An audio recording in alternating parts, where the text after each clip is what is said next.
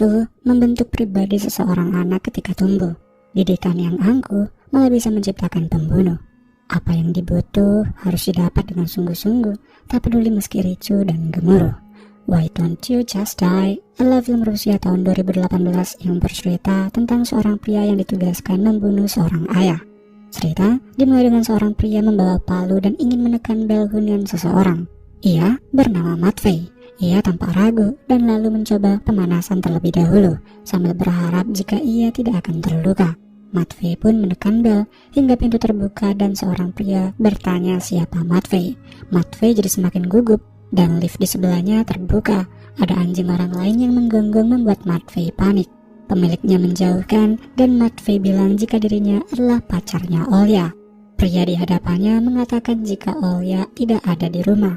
Matvey merespon jika Olya mungkin terlambat pulang. Ia seperti memaksa ingin masuk membuat pria tersebut pun mempersilahkan Matvey ke dalam. Pria itu adalah ayahnya Olya bernama Andrei. Matvey lalu mengunci hunian dari dalam. Ia bersiap dengan palunya, tapi kemudian ibunya Olya muncul. Matvey jadi menyembunyikan palunya lagi. Kini palu tersebut dimasukkannya ke dalam celana. Kehadiran Matvey disambut oleh si ibu juga. Ia menawari Matvey minuman. Matvey dengan agak kaku lalu mendekat ke Andrei yang sedang makan dan lalu duduk di hadapannya. Tanpa sengaja palu yang ia selipkan terjatuh. Matvey agak panik dan ayahnya Olya jadi menatap tajam sambil bertanya apakah Matvey selalu membawa palu. Matvey jadi beralasan jika temannya menyuruh membawa palu tersebut.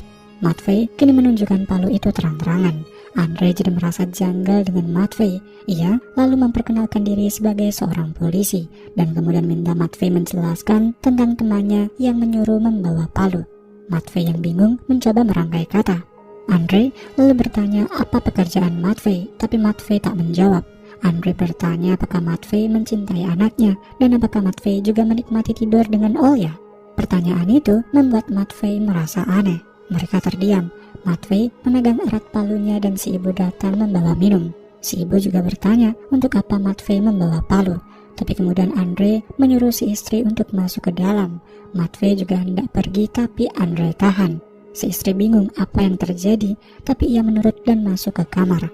Ditinggal berdua, Andrei lalu bilang jika Matvey butuh gula untuk minumannya. Ia pergi sejenak. Matvey yang ingin pergi kembali ditahan. Andrei membawa senjata api dan bertanya mengapa Matvey ada di huniannya. Matvey diam, istrinya mengacaukan ketegangan. Tembakan pun meletus, Matvey menghindar dan uang berhamburan. Matvey segera menyerang Andrei dan pertarungan jarak dekat terjadi. Mereka sama-sama terluka hingga tendangan dari Andrei membuat Matvey tersangkut. Pertarungan terus berlanjut dan si istri mengintip apa yang terjadi. Hingga pertarungan berhenti sementara, mereka mengatur nafas dan rencana. Matvey ingin mengambil senjata Andrei, tapi berhasil dicegah. Ia jadi mengambil palunya lagi dan kini menyerang. Mereka jadinya rebutan palu, tapi Matvey terpelanting. Tenaga Andrei jauh lebih kuat. Siap untuk bertarung lagi, Andrei melemparkan televisi dan Matvey tidak bisa mengelak.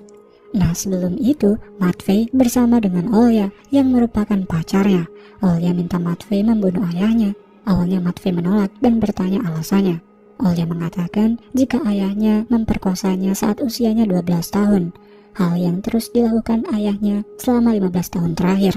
Olya mencoba menahan tangisnya. Ayahnya bisa hidup dengan bahagia, sementara dirinya sampai sekarang tidak bisa hidup dengan tenang. Ia tidak bisa menghilangkan memori buruk itu. Itulah alasan Matvey mendatangi Andrei dan ingin membunuhnya. Tapi sekarang Matvey ditahan. Saat sadar, tangannya diborgol dan tubuhnya di kamar mandi. Mencoba lepas, Matvey mencoba mengintip dari ventilasi dan melihat Andrei dan si ibu membereskan kekacauan yang ada. Hingga Andrei melihat ke kamar mandi dan Matvey jadi pura-pura tak sadar diri lagi. Setelah Andrei pergi, Matvey jadi mencoba melepaskan borgolnya. Ia menemukan penjepit dan mencoba mengambilnya, tapi suaranya jadi berisik. Untungnya percobaan lepasnya tak ketahuan, hanya saja penjepit malah semakin jauh. Dan penjepit lain yang dekat jatuh, tapi masuk ke dalam lubang. Matvey mengamatinya dan kini mencoba mengambilnya dengan lidah. Sampai akhirnya penjepit tersebut berhasil ia gigit dan kini menariknya. Sekarang ia mencoba melepaskan diri. Sebelum itu, ia sudah menonton video cara membuka borgol menggunakan besi tipis dan menekuknya. Matvey pun berhasil melepaskan diri dan mendorong pintu, berhasil kabur dengan selamat. Tapi tutorial dari video belum usai, ada borgol yang menggunakan kunci ganda sehingga sulit dibuka, dan tadi hanya bayangan Matvey saja. Sekarang Matvey sadar jika borgol yang dikenakannya adalah borgol dengan kunci ganda. Tak lama Andre masuk dan menghajar Matvey lagi. Matvey yang tidak bisa melawan jadi pasrah. Andre pun berhadapan dengan Matvey dan bertanya siapa Matvey, mengapa Matvey di sana, bagaimana Matvey bisa tahu jika Andre punya anak perempuan, dan siapa orang yang mengirim Matvey ke sana. Karena Matvey terus diam, Andre menghajarnya lagi.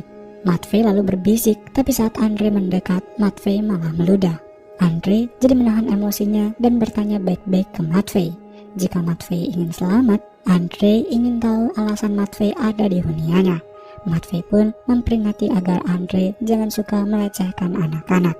Andre tidak paham maksud Matvey, dan karena mengira Matvey main-main, Andre keluar. Si ibu melihat Matvey, tapi kemudian diusir pergi. Dan sekarang Andre kembali menyiksa Matvey. Ia melubangi kakinya Matvey. Matvey tak bisa menahan sakitnya. Darah berceceran dan teriakan Matvey masih belum berhenti. Si ibu tampak sedih. Singkatnya, pakaian Andre dipenuhi darah dan si ibu hanya mengamati Andre yang sepertinya baik-baik saja. Si ibu bertanya apakah Andre membunuh, tapi Andre menggelengkan kepala. Andre menjelaskan jika Matvey mengira Andre menyentuh Olya saat kecil dulu. Si ibu jadi memastikan apakah perkataan Matvey benar, yang justru langsung dibantah Andre. Si ibu lalu minta Andre tidak mengotori tangannya dan melepaskan Matvey pergi. Cuma Andre jadi emosi, ia tidak akan membiarkan preman pergi. Si istri minta Andre memanggil teman polisinya untuk memenjarakan Matvey, tapi Andre sudah mengoyak kakinya Matvey, dan lagi ada uang yang membuatnya jadi semakin gasal. Jadinya ia akan menghubungi teman dekatnya. Balik ke Matvey, ia masih hidup dengan darahnya yang berhamburan kemana-mana. Menahan sakit, Matvey coba bangkit, tapi kakinya lemah dan pijakannya terlalu licin. Dan saat berhasil berdiri, Matvey mencari cara lagi untuk melepaskan borgolnya. Ia menggunakan sabun agar pergelangannya licin. Setelah itu menariknya, merelakan tulangnya retak tapi membebaskannya dari borgol. Matvey melihat keluar. Setelah aman ia pergi mengambil senjata, dan Andre yang baru hadir jadi mengangkat tangannya. Si ibu juga mencoba melindungi Andre. Andre lalu bilang jika ia tidak pernah menyentuh Olya, ia juga akan membiarkan Matvey pergi, dan setelah itu bertemu dengan Olya agar meluruskan kesalahpahaman yang ada. Andre juga minta maaf, ia yang polisi tadi gugup sehingga menyiksa Matvey dan mengira jika Matvey adalah musuhnya. Andre berjanji akan membayar segala jenis perawatan untuk kesembuhan Matvey. Matvey jadi minta diteleponkan Olya. Si ibu pun mengambil telepon. Matvey masih mencoba fokus dengan senjatanya, dan si ibu lalu membawakan telepon. Mereka menghubungi Olya tentang Matvey yang datang ke rumah dan terjadi keributan. Tapi Olya bilang jika ia tidak kenal dengan Matvey, membuat waktu Matvey seakan terhenti. Andre jadi sangat kesal dan menutup teleponnya. Sementara Matvey sepertinya ia masuk perangkap yang tak tahu apa alasannya dijebak. Matvey menurunkan senjatanya dan Andre jadi mendekat. Ia mengambil senjata dan menghajar Matvey lagi. Si ibu ingin menghentikannya, tapi Andre terlanjur emosi jadi ingin menghabisi Matvey. Matvey jadi melemah, dan saat sudah tidak sadar, Andre baru melepaskannya. Si ibu masih syok, suaminya sudah membunuh orang lain. Tak lama bel berbunyi, teman Andre datang. Nah jadi, dulu Andre dan temannya bernama Yevgenich sedang menyelidiki sebuah kasus. Yevgenich ini teleponan dengan istrinya dan tampak mengkhawatirkan istrinya. Mereka sedang butuh uang yang banyak. Andre lalu memeriksa tempat yang mereka selidiki, di mana kasus pembunuhan baru saja terjadi. Jasad ditemukan dengan tubuh yang berceceran. Pelakunya juga masih ada di TKP dalam diam. Mereka lanjut menelusuri bukti pembunuhan hingga saat ingin memanggil tim forensik. Yevgenich memaksa ingin meminjam kamera petugas dengan alasan ingin memotret bukti lainnya. Si pelaku juga kini dibawa pergi, meninggalkan Andre dan Yevgenich berdua di tempat itu. Yevgenich jadi langsung bilang jika ia butuh uang. Yevgenich tahu si pelaku ini anak orang kaya, jadi orang tua pelaku pasti akan memberikan uang untuk membebaskan anaknya. Yevgenich mencoba mengatur skenario orang ketiga, tapi menurut Andre hal itu mustahil. Bukti mereka sudah banyak menuju ke si pelaku. Yevgenich memohon semua itu dilakukan untuk istrinya. Kemudian bersama dengan Andre, Yevgenich jadi mengatur skenario untuk mengaburkan bukti yang ada. mereka akan membebaskan pelaku aslinya. Hari berikutnya, Andrei dan Yevgenich mendatangi orang tua pelaku untuk minta uang yang diletakkan ke loker kosong. Orang tua pelaku pun setuju. Mereka memasukkan uang ke loker kosong dan anaknya dibebaskan dari penjara. Dan saat Yevgenich bersama Andrei ingin mengambil uang, Yevgenich berterima kasih kepada Andrei karena sudah membantunya. Yevgenich tampak sedih dan bilang jika uang itu adalah harapan terakhir untuk istrinya yang sekarat di rumah sakit. Andrei pun jadi turun dari mobil dan akan mengambil uang di loker. Ia mengambil tas di loker dan mendapati uang dengan jumlah yang banyak. Tapi saat membawanya, Andrei terpikir sesuatu. Saat masuk ke dalam mobil, Andrei menjelaskan jika lokernya kosong, membuat Yevgenich tidak menyangka. Yevgenich jadi sangat emosi. Ia merasa ditipu. Malamnya saat hujan, Yevgenich memandang foto istrinya yang tak bisa diselamatkan. Ia lalu mengikuti pelaku yang sudah dibebaskan dan menghajarnya habis-habisan. Kembali ke sekarang, Yevgenich menatap Matvei yang tidak sadarkan diri. Yevgenich selalu minta dibuatkan teh oleh si ibu. Setelah itu bertanya siapa Matvei. Andrei pun bingung, jika itu bukan teman anaknya, maka siapa Matvei sebenarnya? Andrei juga dengan berapi-api menjelaskan tuduhan Matvei tadi. Ia tidak pernah menyentuh putrinya. Setelah itu Yevgenich minta Andrei membantu membawa Matvei ke kamar mandi, tapi Andrei tetap diam dan bilang akan memanggil Olya, anaknya. Andrei ingin tahu apakah anaknya sendiri yang merencanakan pembunuhannya.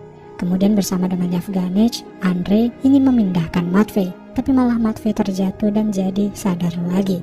Nah, dulu saat sekolah tahun 2000-an ada permainan bunuh diri, di mana jantung seseorang ditekan lama dengan sangat kuat.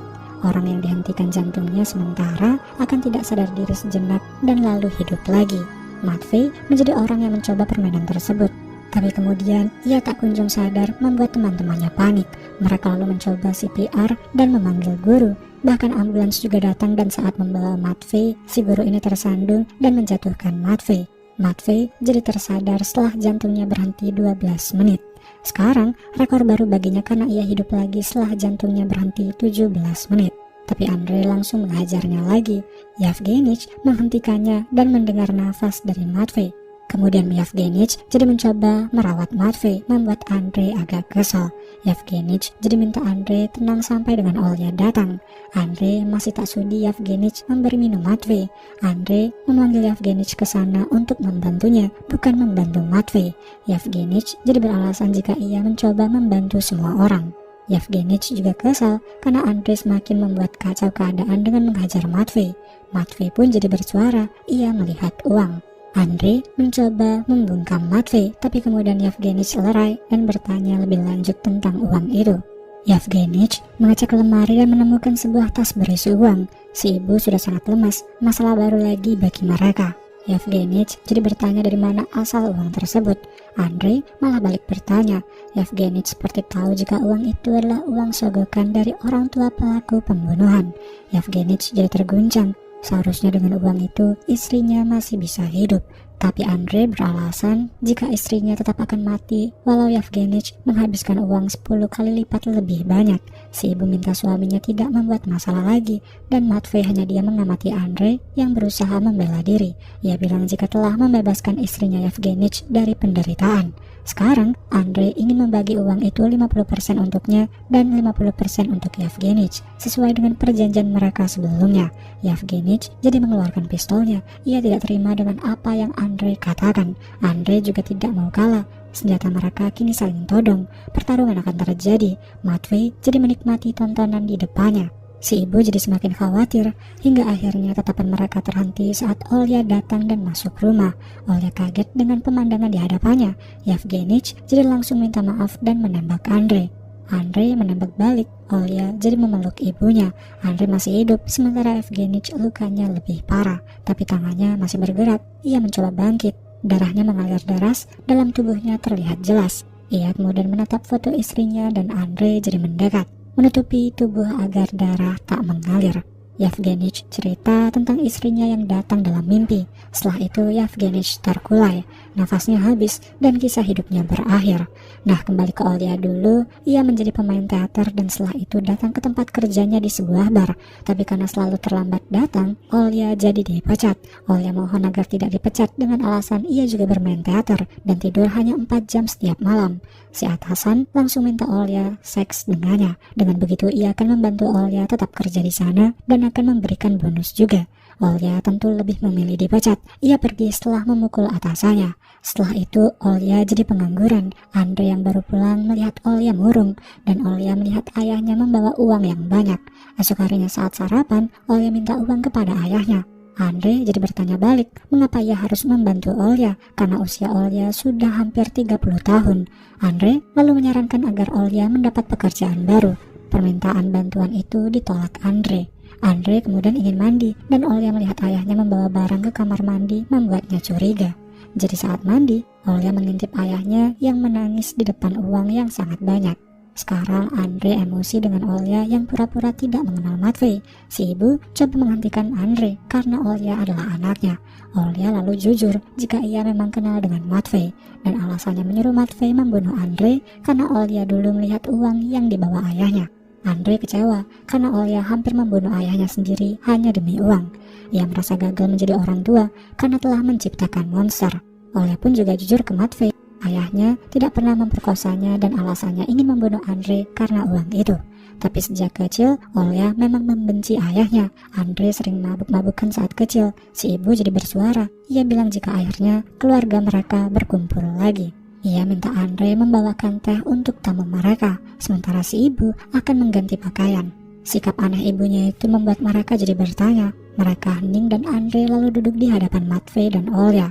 Andre menyalahkan karena Olya ia telah membunuh satu-satunya teman yang ia miliki, Yevgenich. Kemudian Andre mengambil beberapa uang dan memberikannya ke Olya. Andre juga berpesan jika Olya berusaha membunuhnya lagi hanya demi uang, ia akan lupa jika punya anak.